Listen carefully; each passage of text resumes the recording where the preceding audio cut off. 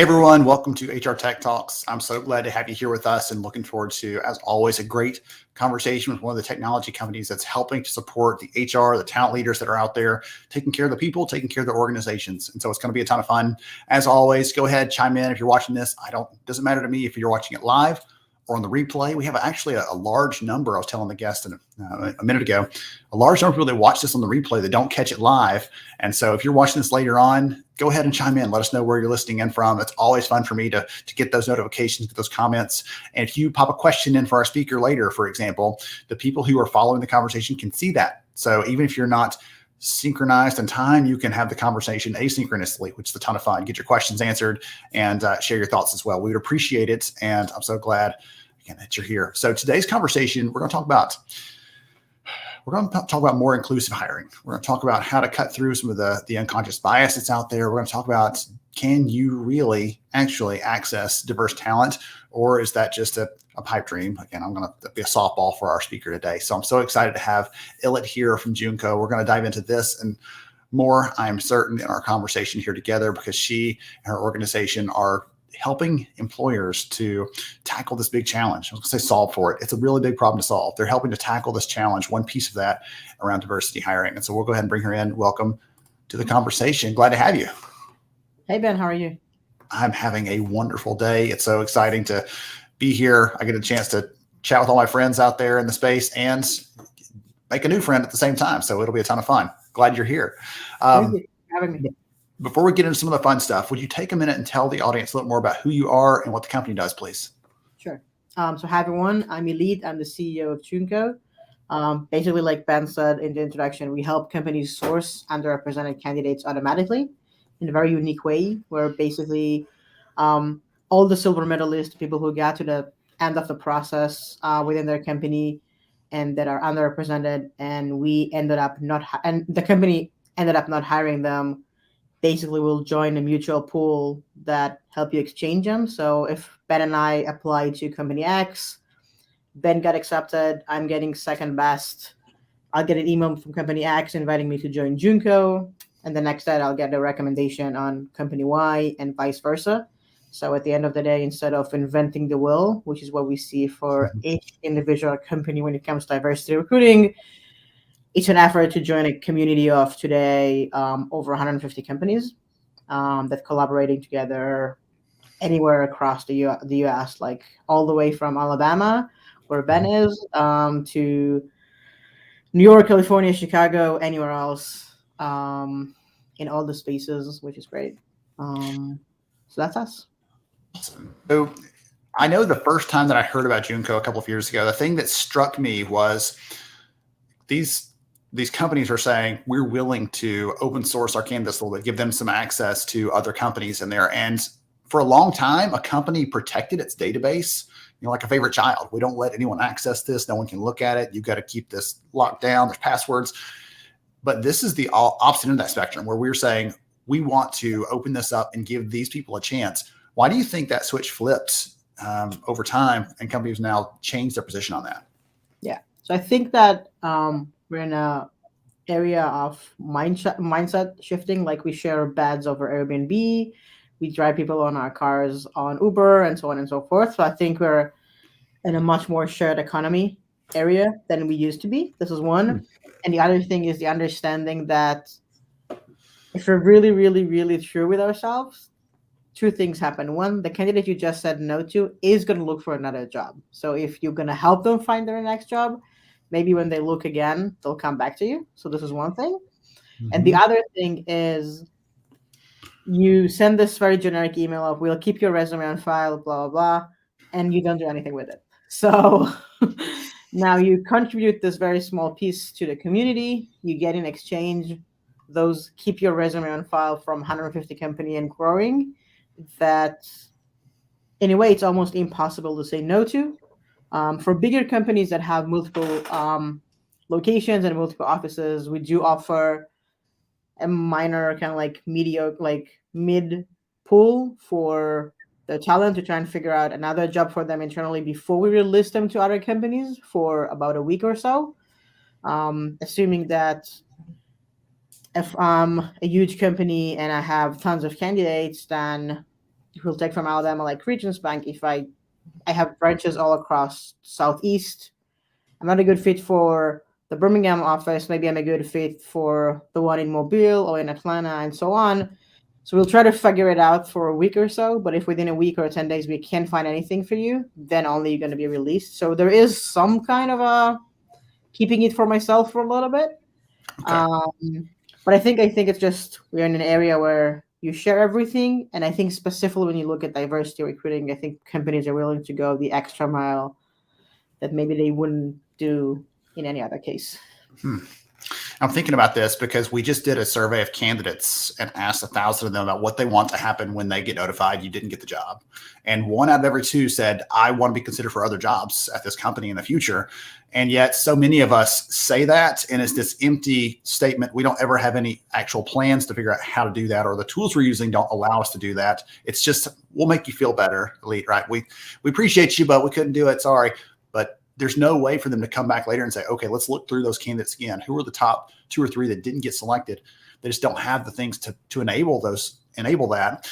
And I've seen more companies shifting towards this concept, this idea of the silver medalist in the last couple of years, even go to the point of trying to measure, okay, how often are we coming back to them, or are we considering them for other jobs, and using that as a metric for success in recruiting? Because again, we haven't focused on them in the past. And when you think about it, out of 100 candidates that apply for a job, potentially the top 2, the one that didn't get selected right behind them, truly is, in every sense of the word, a silver medalist. They were the best thing short of whatever made that first person the absolute best selection for that. So, just an observation there that now that you've said that, I made a note here on my show notes to go back through and look at that data by diverse candidates and see if there's a higher percentage or a different percentage of them that say, I want to be considered for other jobs. Because I would imagine,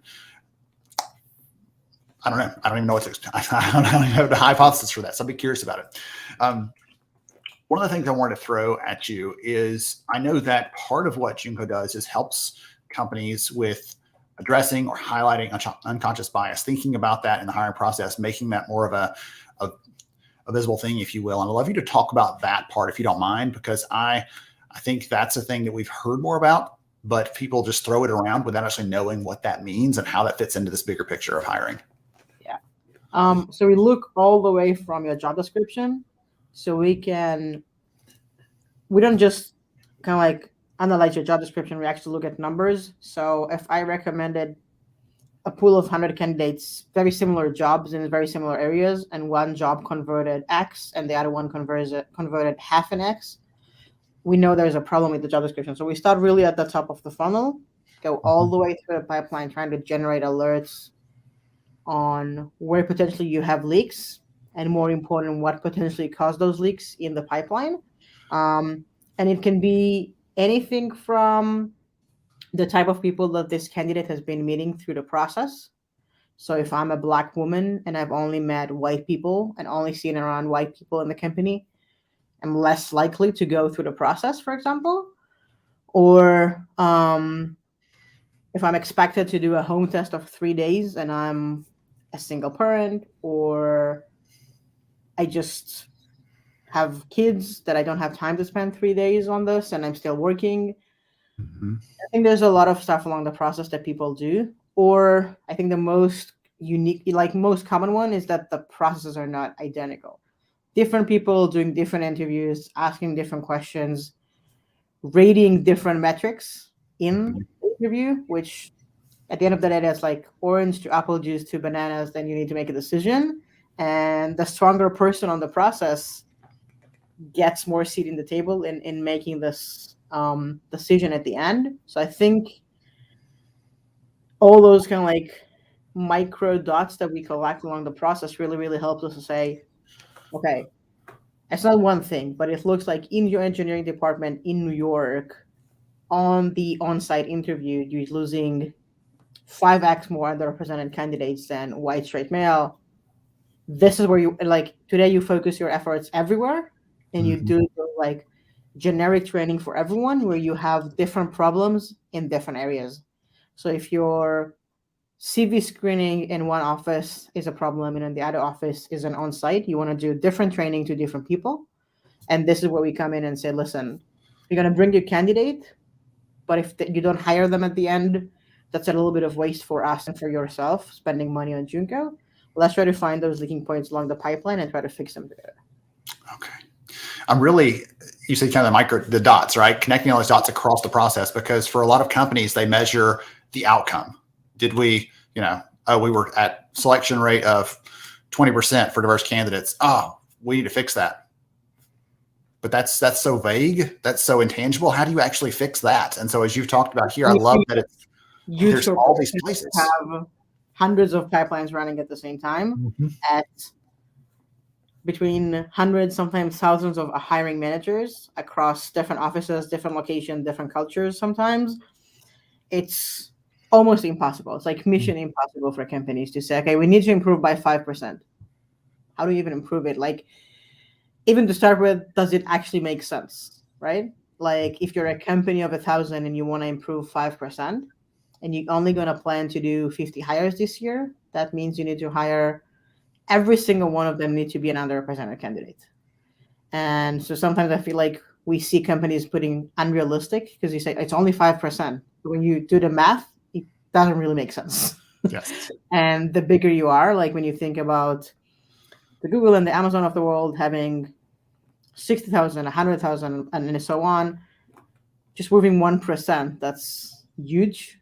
Sometimes when you look at the math, you may basically say to companies, listen, you need to fire about 5,000 people and hire only underrepresented candidates more than you fired. So it just doesn't make sense. So I think it starts with that. It's kind of like putting realistic goals and then trying to narrow down the issues, because improving or understanding, is 20% good or bad?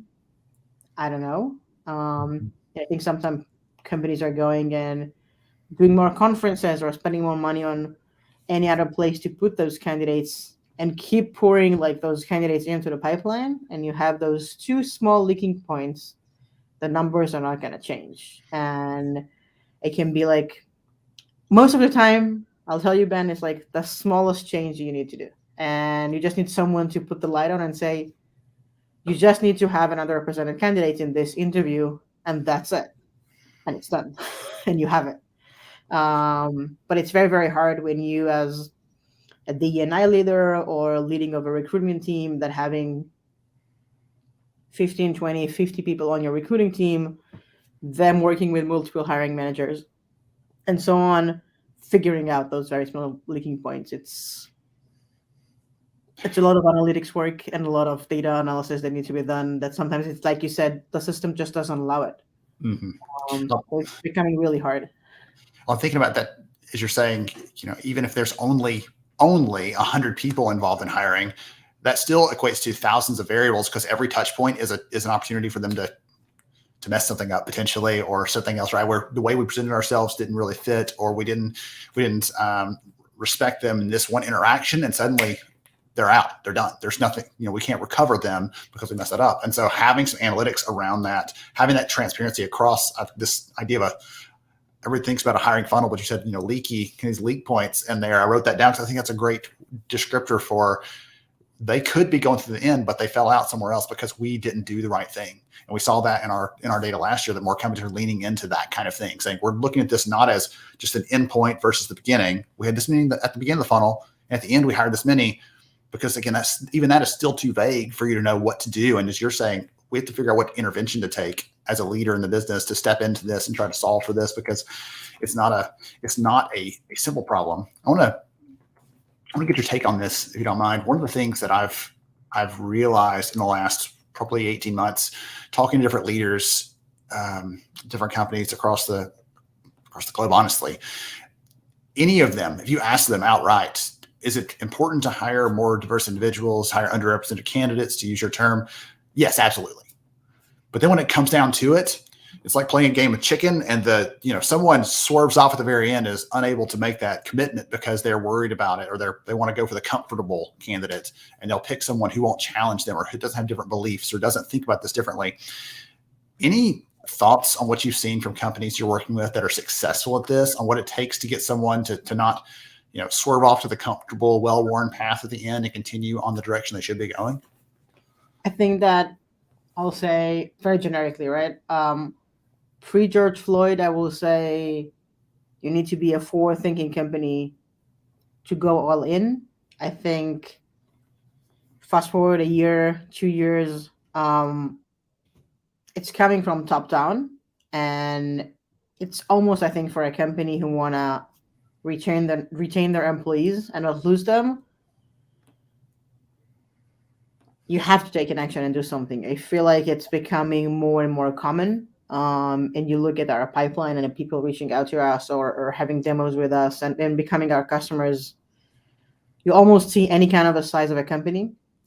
Um, us specifically, we don't take a company if you don't have an ATS, but you'll be surprised like how companies will prioritize putting their budget, and you can assume like if it's a small company, the budget is limited into diversity recruiting versus an ATS. So I think it's becoming more and more the majority. I think you see more and more founders, CEO, management team, younger, more progressive, more forward thinking, that understand, okay, we are a couple of hundred employees, we need to start young. Otherwise, we'll end up with 50,000 employees and moving the needle 1% will be impossible. So the younger you start, the better you get in it.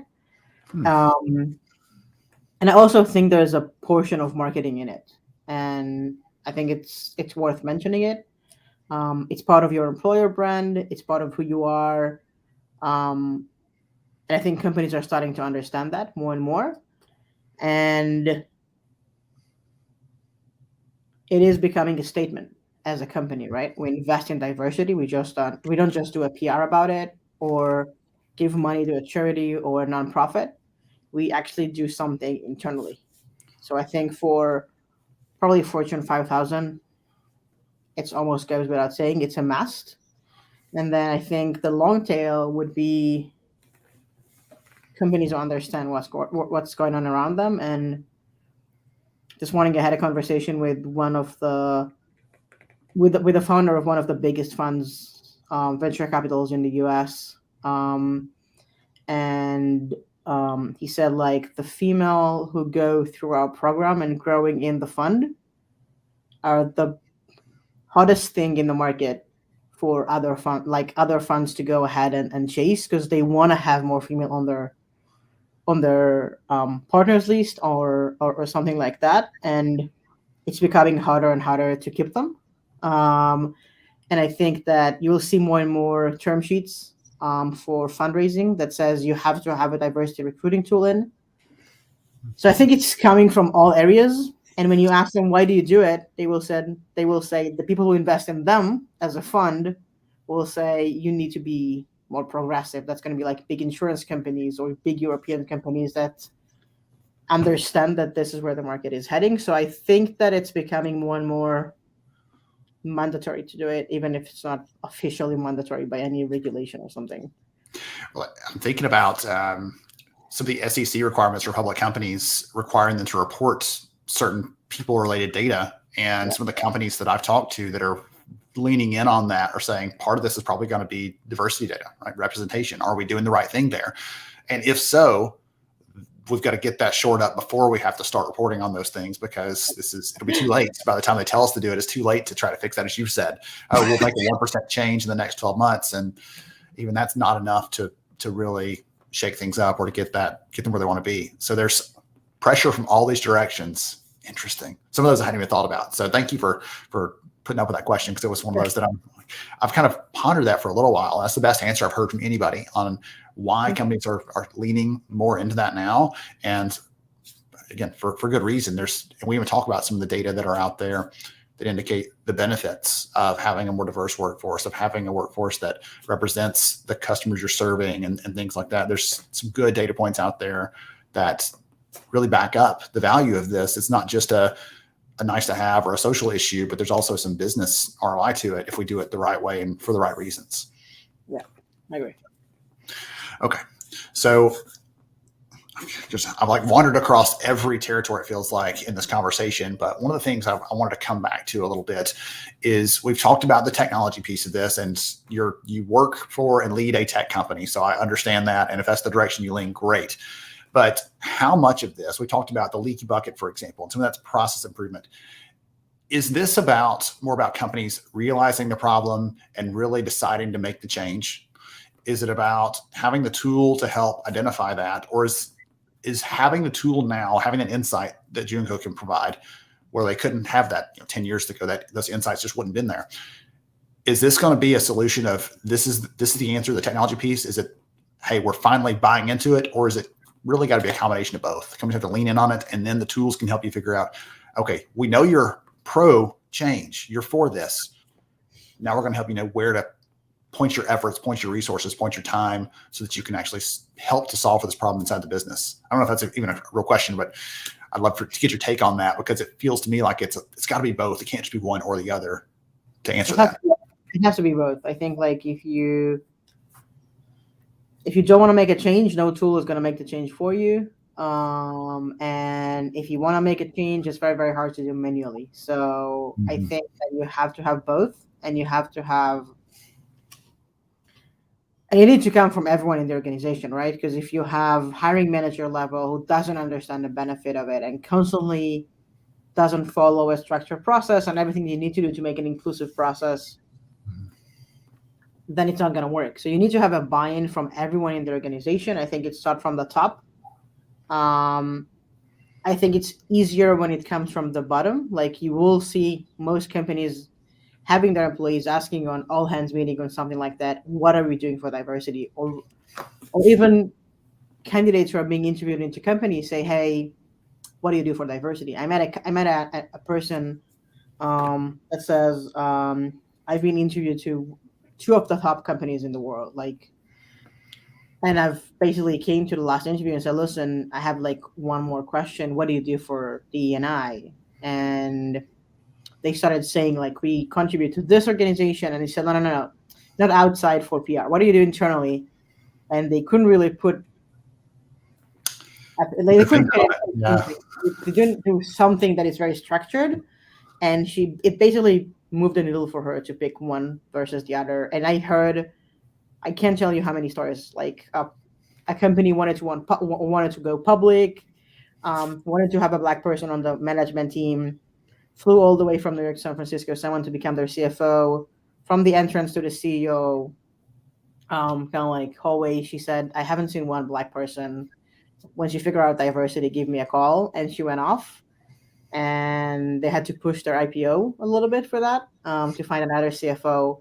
So I think that once it really hurts you, and the very, very core of, I really want this candidate, and they say no to me for no reason but the fact that we're not diverse enough as a company, is where you start being more and more into it as a person, unfortunately. But I think everything that we talk about, the tailwind, pushes companies to, whether they really, really, really care about it or understand they need to care about it, that's a good start. It's everywhere. So I think the next step, like we've seen with any other department, right? Customer success didn't exist a couple of years ago, and now there are like tons of tools around customer success. I don't know if you had a chance to see the LinkedIn research of the fastest growing roles in 2021.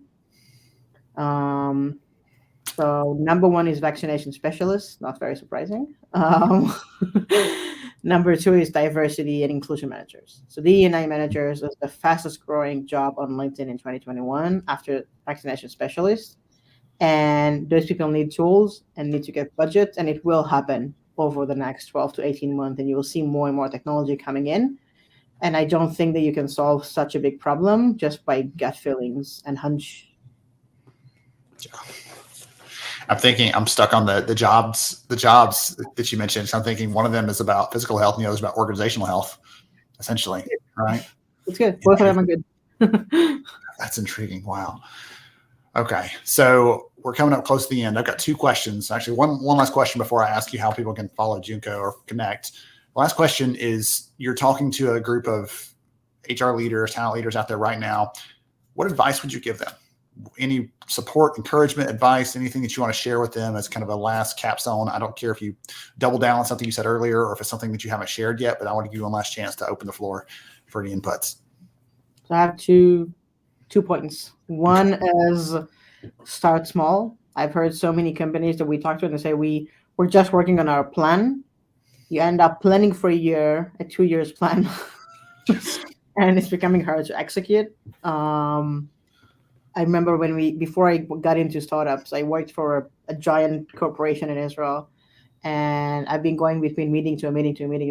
And I said to my boss, when do we actually execute everything that we talk about in those meetings? Because I didn't have a single minute on my calendar. So I think it's the same with those plannings, right? Like you plan and plan, start small, do something really small, generate quick wins, and forget about the planning. This will be my number one advice. And my second advice is going back to what we talked about, silver medalist. Utilize your silver medalist. We actually wrote a big piece and a good framework for that on our website. So if you are interested, just I'm sure if you'll Google Joonko Silver Medalist framework, you'll find it. Okay. But it's basically going to take you step by step on how to utilize those silver medalists even before using any technology. Because like you said, it's hard to utilize them, and you need to do it in a very systematic way in order to really capture the value of those people. So reaching out to someone after 2 months, that's probably not the best approach. They probably found a job and they're just started it. But going back 18 months or 12 months and then trying to utilize that makes quite a lot of sense. So these are kind of like my 2 tips, I guess. Okay, excellent. I love that. I'm glad you circled back on that silver medalist piece, because I think, again, it's one of those terms in the TA circles that's become almost a buzzword. Like, oh yeah, I care about them too. But it's just like the diversity conversation. It's so big. Like, what do I actually do? So as everybody heard there, go check out Joonko's silver medalist framework. That's what you called it. Yeah. To get some good advice and specific recommendations on how to leverage that. Okay. If someone wants to learn more about the company, what's the best way for them to connect or follow? Joonko.com. We probably have like tons of places where you can leave your email, subscribe to our blog, or just drop us an email at hi@joonko.com. That will do the trick as well. That's it. All right. Wonderful. Well, thank you so much, Ilit, for joining me today. I appreciate it. It's been a ton of fun, and you are a wealth of knowledge. I feel like I could ask you questions all day long, and you'd have good stuff to say. So thank you for spending some time with us. Sure. Thank you. Have a good one. Good to meet everyone. Bye. Well. All right. To everybody else out there, thank you so much for joining us for the episode today. I was reminded of a conversation I had on the podcast, actually. We were on The Human about a year ago with Dominique Brewer from Takeda Pharmaceuticals. She was telling me some of the same things we heard from Ilit today around she was getting questions from her hiring managers. Hey, someone asked us about what our plans are for diversity. How are we supporting this? DEI efforts, things like that inside the business. And she said when she heard that the first time, she's like, oh, that's interesting. By the time she heard it the third time, she had to circle the wagons, bring them together and say, here's how we respond to this. This is what we do. This is who we are. This is what we believe.